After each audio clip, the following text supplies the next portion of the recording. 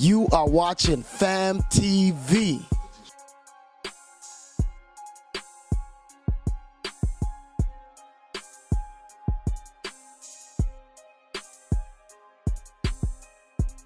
Welcome to another edition of Smoke Thoughts. Yeah, it's your boy, Frosty Raw. Motherfucking third eye.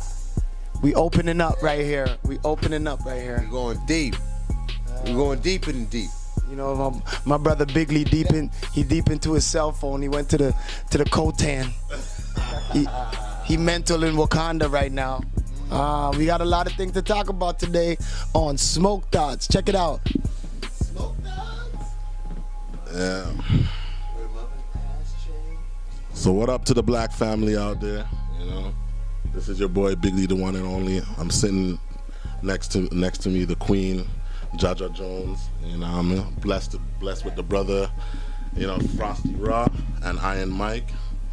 And today's topic, we're going to be talking about blacks who are part of the Masonic Temple and blacks who are in a means that could do for others as opposed to them actually doing, whether they're not doing or not. So we're here to talk about, you know what I mean, that topic in a sense.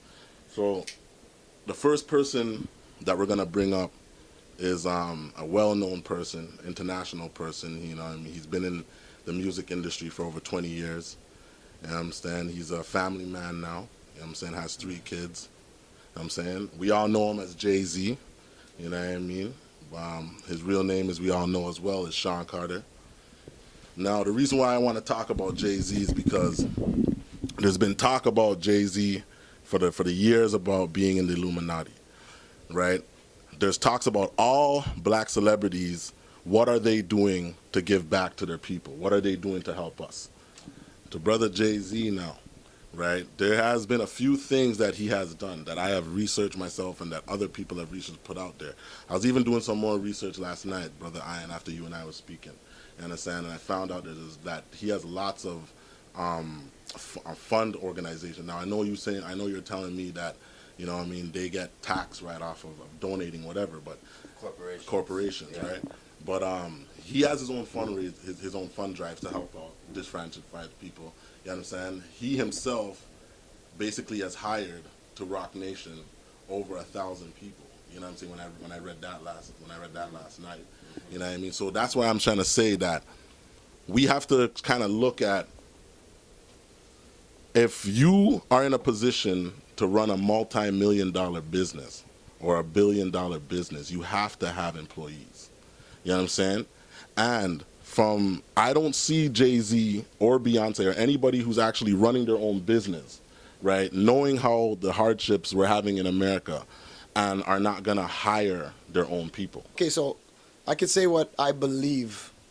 There's things I believe. And, you know, a lot of people are living off of belief, so why can't I say mine? You know what I mean? Right. So, and this is my belief about Jay-Z. And my belief about Jay-Z is that I believe that he did something to get the leeway that he's gotten in business, because there's a lot of black businessmen that have the money, have the know-how, and are still barred, somehow blocked by a glass ceiling that, you know, that Jay-Z has surpassed. And there's some stories that have been told from insiders within the rap industry and the music industry that were there, and they know that, like, you know, Jay-Z did cooperate to break up certain black-owned distribution establishments within the United States. You know what I mean? So that, you know, is his business savvy? Is all his success him, or is it a gift for helping out the man? Well, let me say this. From until now, as far as I'm concerned, there was no black record company that was really a distribution for itself, because Def Jam was still in bed with Universal. Mm-hmm. You see what I'm trying to say? Mm-hmm. Right now, Rock Nation is just Rock Nation. You see what I'm trying to say? And Jay-Z has launched Tidal, which he has given other rappers or other entertainers an opportunity to own something, see what I'm trying to say, even as small as it was, and some brothers have turned it down. Now, I said this to a sister the other day, me and her were talking, and I mentioned Drake had an opportunity to be with Tidal, and he turned it down and signed a deal with Apple. Now, Apple's the white man.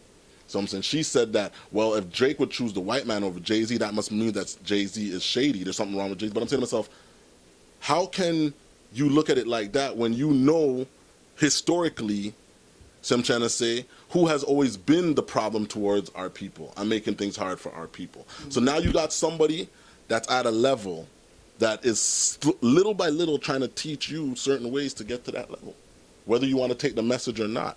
You know what I'm saying? And I feel 444, that album, was the message part of him bringing it across.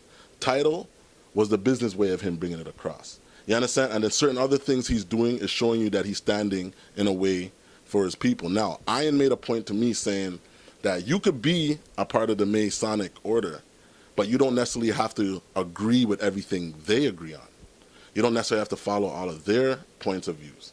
You know what I'm trying to say? So maybe I'm not defending this because we all know that what those guys dabble in is not right. But I'm not defending it. But I'm just devil's advocate. exactly. You know what I'm saying? But I'm saying to myself that I feel like that's what Jay's doing too. He's probably playing devil's advocate. You get what I'm trying to say? Because Jay went on, I think it was Jimmy Kimmel or one of those shows at the height of when America was mad at Colin Kaepernick. Made a custom-made Colin Kaepernick jersey, number 7, when he performed the song with Junior Gong, Gangsta I Live in a Tenement Yard. You see what I'm trying to say? To me, those are subliminal messages. You know what I'm saying? Every time people ask him what he thinks about what's going on, he voices his opinion. You get what I'm trying to say? He's not hiding back. Now, the same sister that, you know what I'm saying, which is Jaja Jones's friend, you know what I'm saying? Right? The same sister said that she respects Will Smith, even though she don't respect Jay-Z. I said, why do you respect Will Smith? Because Will Smith taught his kids how to work for themselves, even though he's a rich man, don't live off of me. But I said, most black parents, remember, Ian, you and I were saying this? Regardless of what, most black parents, rich or poor or middle class, is going to tell your kid, do something, right?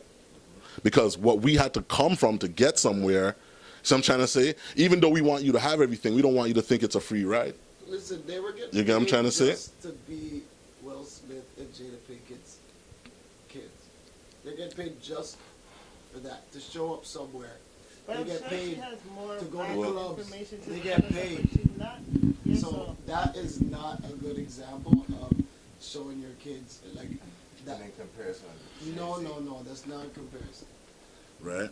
And one day So we no, should no, come no. and My have whole, to my, discuss that. no. I'm just bringing it up to get the point of view about Jay out there, right? But my whole point is this: I have not heard Will Smith ever speak on anything that affects the black community whatsoever, whether it's business, whether it's poverty. Yeah. You know what I'm trying to say? Whether it's education, whether it's police brutality. You see what I'm trying to say? Yeah. I haven't heard the brother say nothing. So I'm trying to say. Yo, listen. At least 2 decades. Jay-Z's a good That- topic and all. Jay-Z's a good topic, but have any of you guys saw the Quincy Jones interview? I heard Or about did it, you but I hear didn't anybody see it. talking about the Quincy Jones I heard, interview? Charlemagne talk about it. And so what did Charlemagne say? Charlemagne was basically saying that he had nothing bad to say about Quincy Jones, to be honest with you. You're just repeating what Quincy was saying. He's saying that Quincy was saying that Michael was being greedy. You understand what I'm saying? He said basically he never liked the Beatles. You know what I'm saying? Like, he likes them as people, but he doesn't like their music. Yeah, You know what I'm saying? He said one of the guys from the Beatles is trash. Took him like an hour or so. Well, this is true. You know? You know what I'm saying? From his perspective. You know what I'm saying? He also, from what I heard, aired out Richard Pryor having bisexual activity with Marlon Brando. And this is the funniest thing, right? It's like, when I think of Quincy Jones, I think of an article in Vibe magazine when Tupac Mhm. Tupac Mhm. told a story, and His daughter and shit. you know those things that those stories that just imprint in your mind, and like Tupac told a story that he was, obviously everybody knows from the movie, that he was with Quincy Jones' daughter, but there was a one occasion, and this is alleged. This is from an article in the Vibe magazine in like 1999, 96, I don't know, somewhere between 96 and 99. I know it's a big area, but that's what I'm talking about. Word. Where Tupac says Quincy Jones approached him in their mansion and brought him into the next room and told him if he wants to, make it higher or be at the upper echelon, like he's gonna have to do some things, and he's like, you're gonna have to have sex with him. Like Tupac would have to have sex with Quincy Jones. And Tupac said he wasn't down with that. And he got out of there. And that story stayed in my mind. I don't know if anybody else out there, leave in the comments if you heard that story before.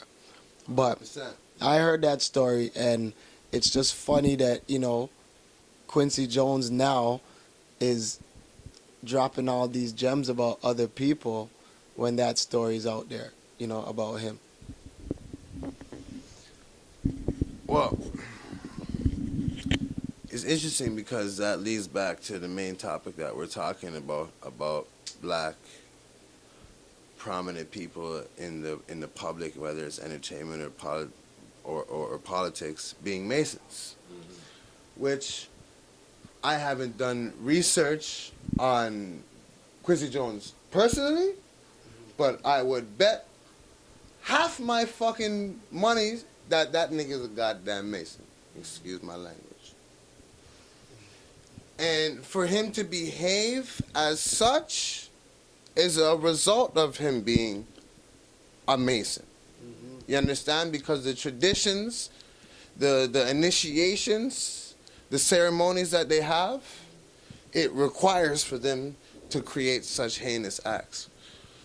So, going back to Brother Jay-Z and with Brother Quincy Jones, and going back to the subjects of brothers and sisters who are a part of the Masonic order, which for people who do not understand what the Masonic order is, the Freemasonry Masonic order is a secret society that has been developed in England, and it is called the Scottish Rite. And the English were only able to accomplish this because they were conquered by Rome, which Rome gave them the knowledge, the Greco-Romans, who in turn stole it from Egypt when Alexander the Great and Ptolemy the First conquered Egypt. They learned secret society and Masonic order from Kemet. Yep. Seen?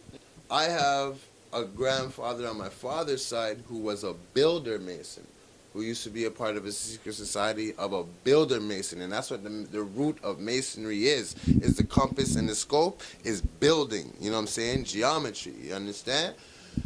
But on my mom's side, because my mom's half Jamaican, half Scottish, on her fucking white side, her grandfather is a Freemason who was the finance minister in Uganda and the colony. You understand? Yeah, yeah. So now, I did a little bit of thinking, and there's levels to the Masonic order, because she has people who are Masons in her family. I have people, and I probably each and every one of us probably have at least one. But if you're not on the level of like a 33-degree Mason, or like 32, 31, the lower levels, you're not privy to certain information. So just because Jay-Z is a Mason doesn't mean that he still doesn't have his own heart, his own spirit and his own agenda to help his people. Just like Marcus Garvey. When I found out Marcus Garvey was a Mason, it broke my heart because I know the Masons, the Freemasonic order, is the enemy. But this is it. This is the whole thing now. This is the whole thing now.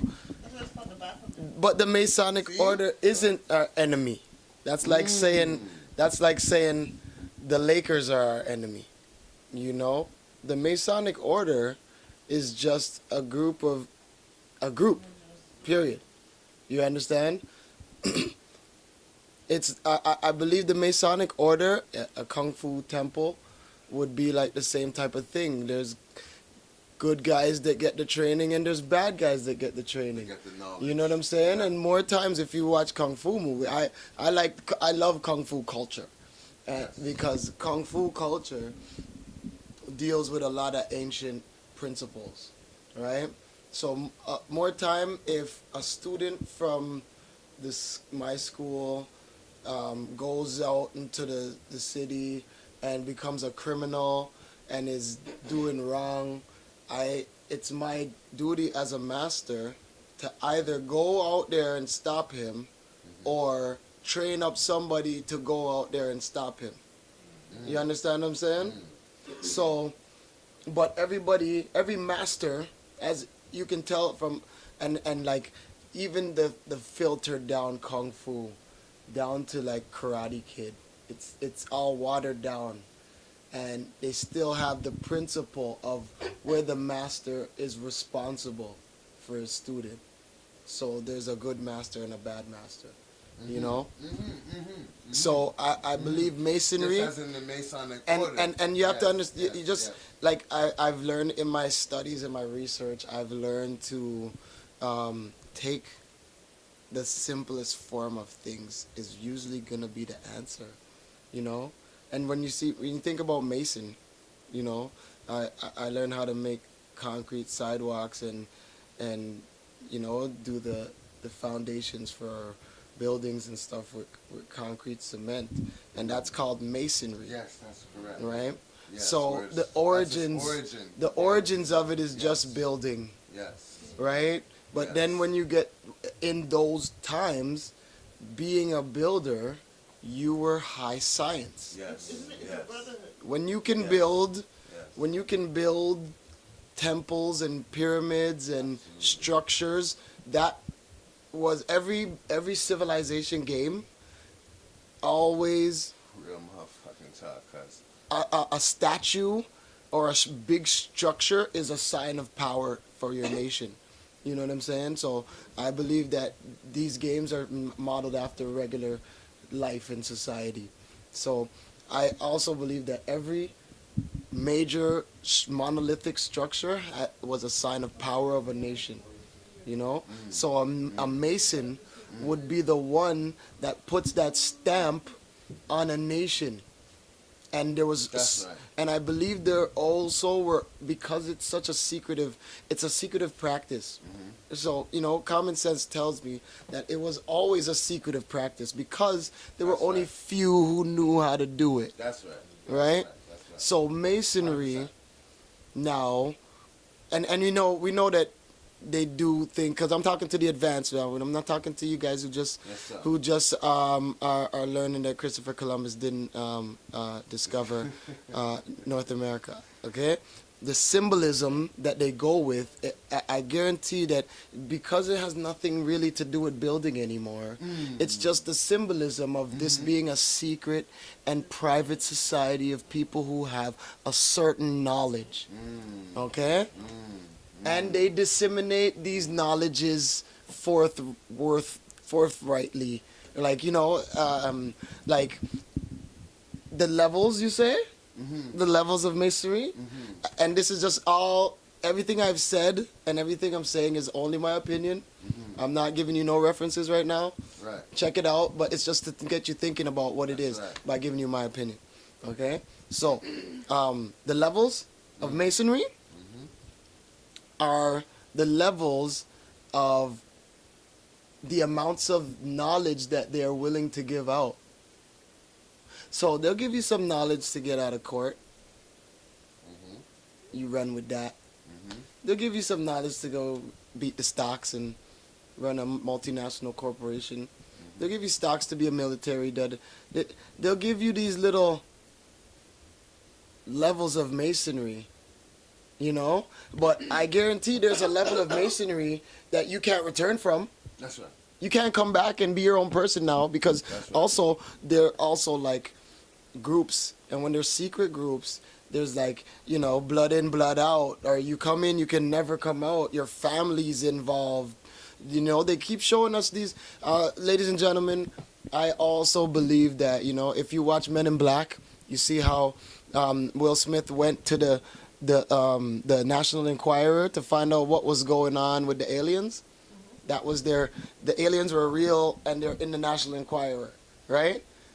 Well, I believe the same way for white supremacy and Hollywood. Hollywood and you know, public opinion is where you find their plans, and you know, so yeah, that's it for now.